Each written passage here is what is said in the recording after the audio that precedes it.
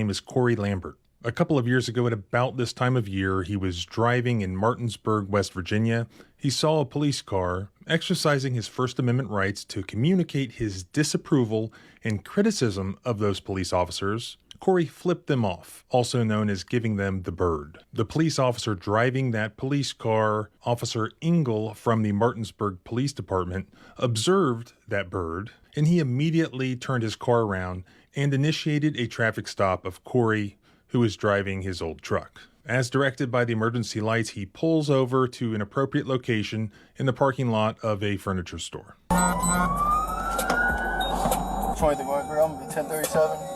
Here in front of the Grand Home Furnishing, West Virginia 28.